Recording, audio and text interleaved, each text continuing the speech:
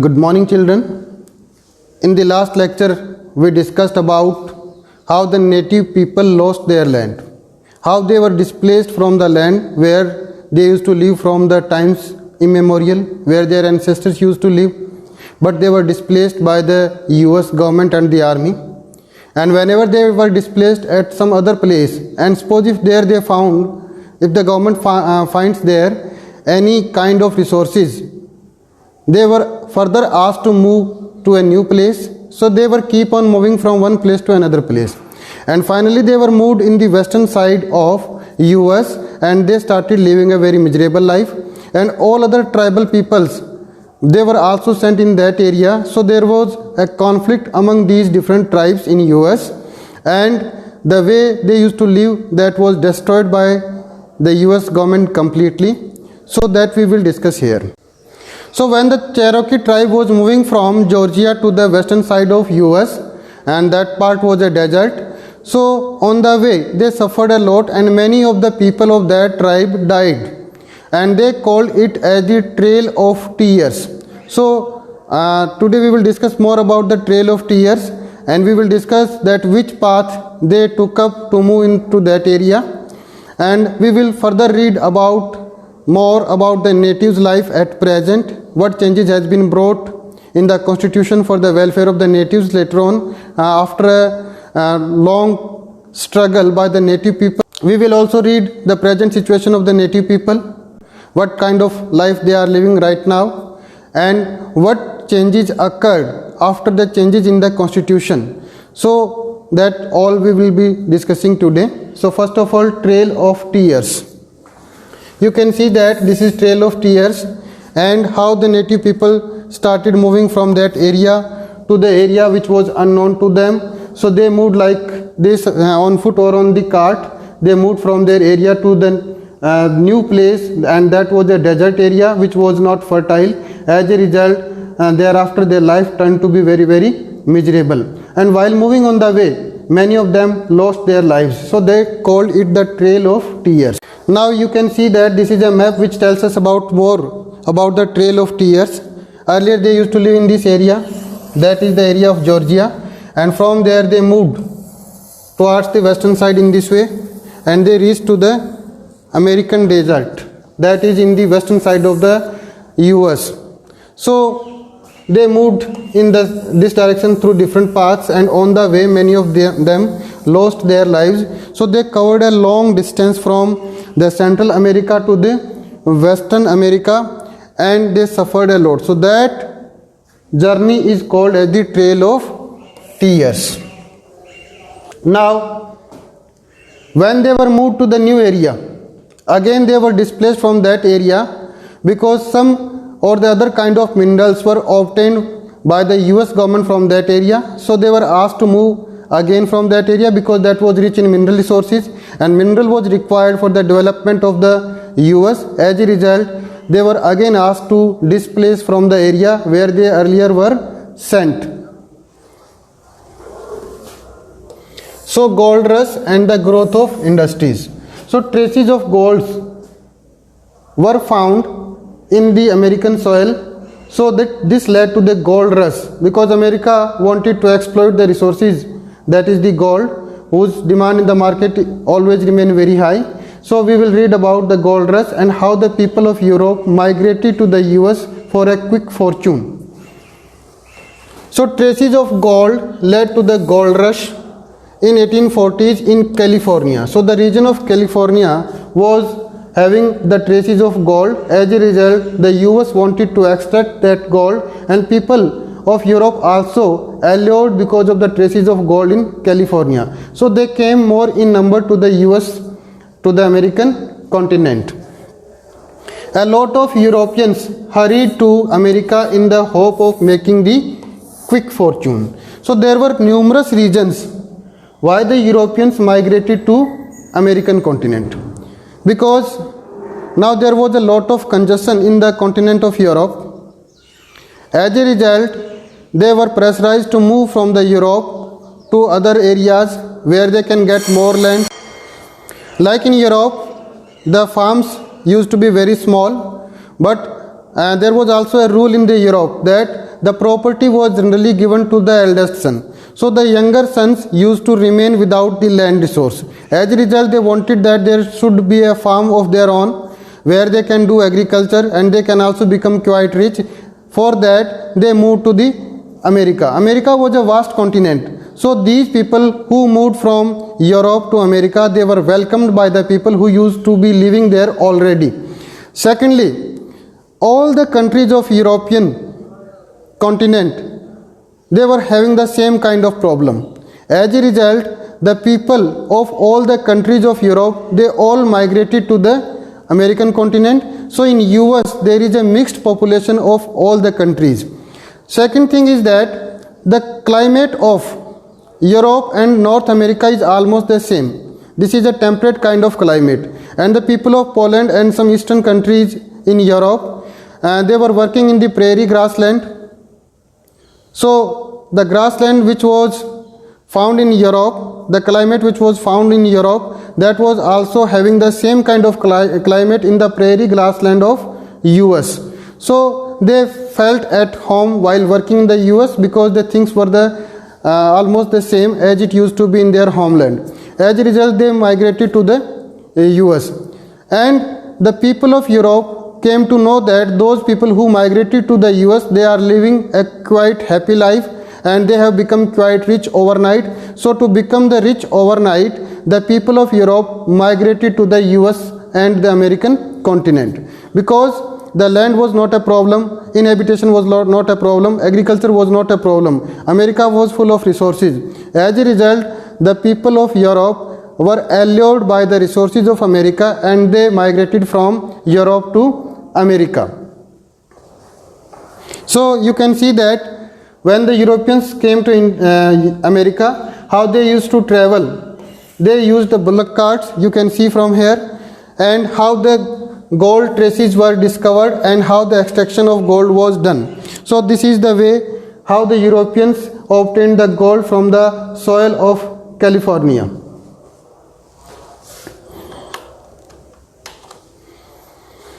Then, because US was a vast country and mainly the people of Europe migrated to the eastern side of the continent of America, because it is towards the Europe and it is closer to the Europe. But to reach to the western side of US, they used to cross a long journey and it used to take a lot of time. And they wanted that the resources which are obtained in the western side of US, they should be transported towards the eastern coast so that they can be easily transported to the European continent. But for that, they required a good network of transportation because it could not be easily transported from the western side to the eastern side of US because US was a vast continent. So they required transport network. As a result, for the growth of industries and to exploit the mineral of the US, they developed the transport network in US. So the railway line was laid down in US for the industrial development and for connecting the far off places of US. And this is another image which tells us that how the newcomer Europeans who used to be very poor when they came to US, they were welcomed by the rich Americans. Earlier these Americans also migrated from US and they were also equally poor as they are seen in the picture. So they were welcomed. You can see that there is a warm welcome which is extended by these people to the newcomer Europeans because the land was not a problem and they wanted that their fellow Europeans should come more in numbers to the America. So they all were welcomed. So there was no conflict. And this is the railway, how the railway line started in US. This is the image of that time. Now, the gold rush and the growth of industries. So minerals were obtained from America and it also led to the industrial development of America. So how the industries developed and what were the factors for the development of industry, that we will discuss. The gold rush led to the building of railway lines that I told you that the extreme places of America was connected by building the railway lines across the continent. In North America, industries developed to manufacture railway equipment. Since a lot of transportation was required in American continent, as a result, and the industries were required who could manufacture the railway, especially the iron and steel industry. So iron and steel industry developed in America because of the coming of railways. So railway is responsible for the development of industries. So this is opposite to Europe. In Europe, industries led to the development of railway, but here railway led to the development of industries. In order to make large scale farming machinery produced, now America was a vast continent and there was the ranches, means the big farms which were owned and operated by the Europeans who came from Europe and who settled in America. So they started doing the extensive agriculture. The forest land was cleared and it was converted into the cornfield, and they started doing the extensive agriculture, and for extensive agriculture the works could not be done with the hands. As a result, they required more and more machinery. So to manufacture those machineries which were helpful in agriculture, they started developing the industries. So agriculture also led to the industrial development. Industrial development led to the growth of towns and factories. When industries grew in number, the towns also started grew in numbers. As we know that industrialization and urbanization go hand in hand. By 1890, the USA emerged as the leading industrial power in the world. So we can see that there was a rapid growth of industries in US as compared to the Europe. And one writer wrote that the US was moving at the speed of an express, while the industrial development in Europe was moving at the speed of a snail. So there was a much rapid growth of industries in US as compared to the European continent and rest of the world.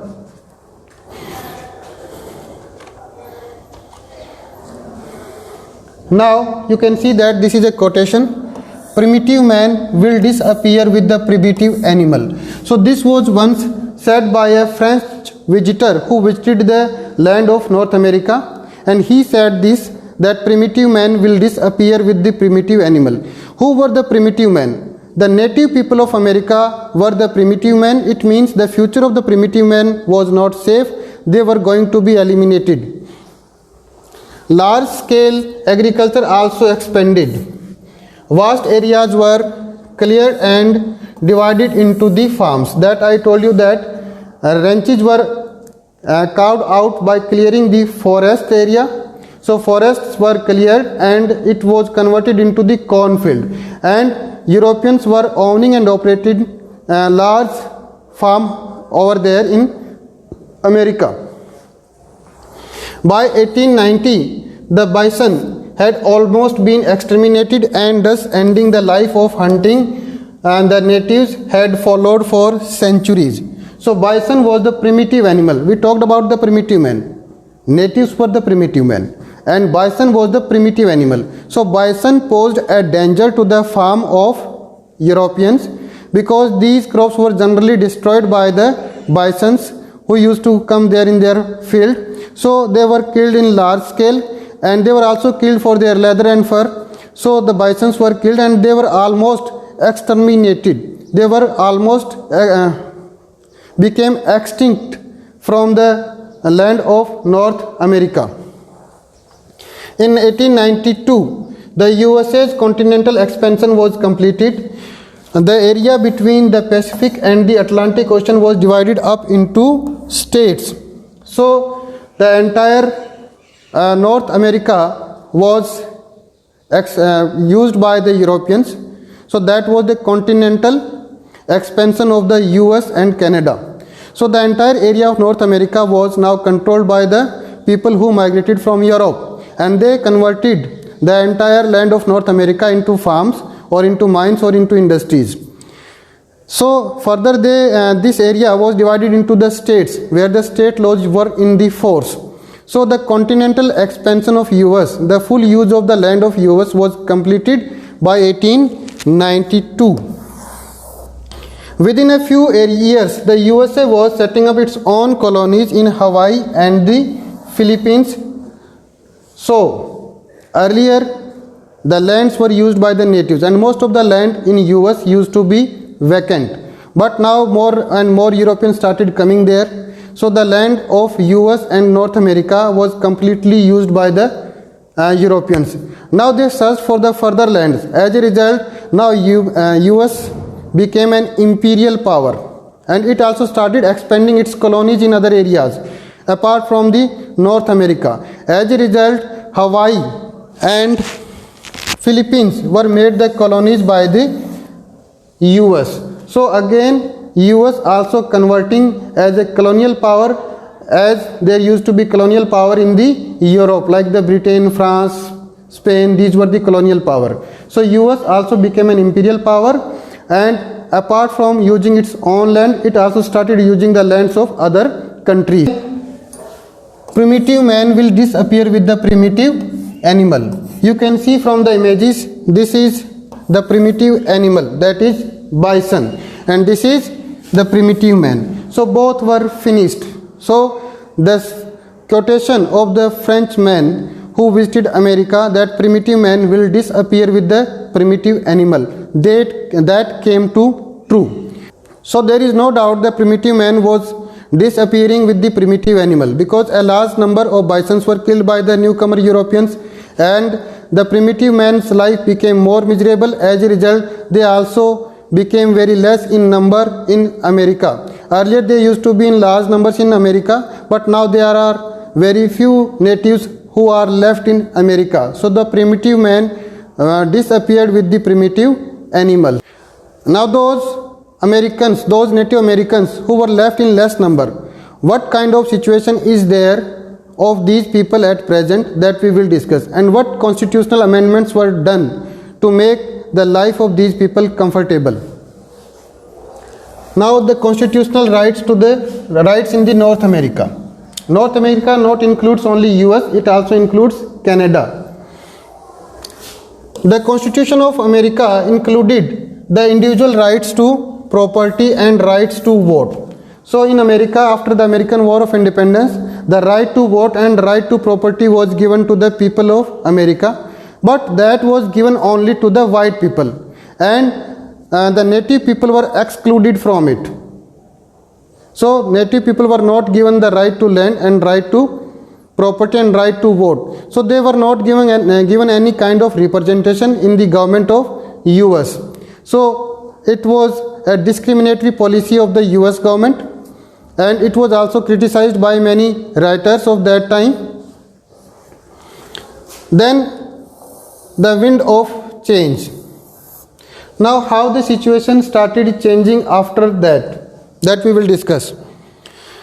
The problem of Indian administration is a report of a survey guided by the Lewis Merriam. So this is the person who conducted a survey among the native people, and it was published in 1928. This report described the poor health and education facilities for the natives in reservation. So reservation was the area where the natives were confined. So he conducted a survey. The survey was conducted by Lewis Merriam in that area, and he published a report about the health and education of the native people. The Great Economic Depression began shortly after this report affected all the people of America. So when was the Great Depression? It was in 1929 and 30. So there was a depression all over the world, means आर्थिक महामंदी आई थी पूरी दुनिया के अंदर, and it was due to the impact of the World War I.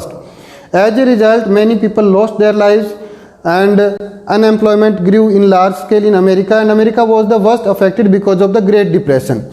So the life of everybody in America was affected, including the natives also, and that happened in 1930, and just after the survey which was conducted by the Lewis Merriam. As a result, the outlook of the people of America was also changed because of this shock, that was the Great Depression. Now again, the winds of change. It was in this atmosphere that the Indian Reorganization Act. So there was a bad time for America after the Great Depression, but during that time an act was passed, and this is called as the Indian Reorganization Act, and it was passed in 1934, just 4 years after the Great Depression and 6 years after the survey which was published by the Lewis Merriam. The act gave the natives in reservation the right to buy land and take loans. Now, under this act, that Indian Reorganization Act of 1934, natives were having the right to purchase the land, and they can also take loan from the bank for purchasing the land and doing their own work. In 1950s and 60s, the US and Canadian government, as I told you that North America includes two countries, mainly it is US and Canada. Canadian government ended all special provisions for the natives. So natives in reservation were given some special provisions, and that was a kind of autonomous territory, but these provisions were ended by the government of Canada and US, and they thought that by doing so the natives will become a part of the mainstream of the countries of Canada and US. So they wanted to bring them back to the mainstream of America, but this was having an adverse effect upon the natives, and natives started movement against this kind of decision. So they did not accept the citizenship of US because they were denied their native rights in the reservations. By the Declaration of Indian Rights of 1954, a number of native people accepted citizenship of the US, but on certain condition. They did not want to take away their reservation. So in 1954, there was another change. So native people accepted citizenship of America only on some term and condition that the reservation will remain with them and it will not be taken away by the US government from them. So they accepted the citizenship of America. Earlier they were not ready to accept the citizenship of America because their native rights were ended by the government of US and Canada. Canada in 1969, the government announced that they would not recognize Aboriginal rights. Aboriginal rights means the native rights. Again, the Canada announced in 1969 that the rights which were given to the native people, that will not be recognized by the government henceforth. The native people of Canada became discontented because of the decision taken by the Canadian government in 1969 that henceforth their right will not be recognized by the government. So they again rose in protest against the Canadian government. Then under their protest, the Constitution Act of 1982 was accepted, the Aboriginal and treaty rights of the natives. So the natives were again given back their Aboriginal and treaty rights through the Constitutional Amendment of 1982, and now the natives could enjoy their rights. So it was done after a long period of time, but still it was good for the native people. So we can see that earlier the natives were more in number, but they could not enjoy more rights. They enjoyed very less rights. But now the natives were very less in number, but now they were more free. They could enjoy more rights in both the countries, Canada as well as in America. So today we discussed about how the natives were displaced, what was the gold rush, and what is the present situation of native people in the two countries, that is Canada and US. So now their situation is far better as the situation used to be there in the past. So now they are having rights and the right to citizenship. They are also having right to vote and certain other rights. So present situation is much better of these native people as compared to the past. Thank you.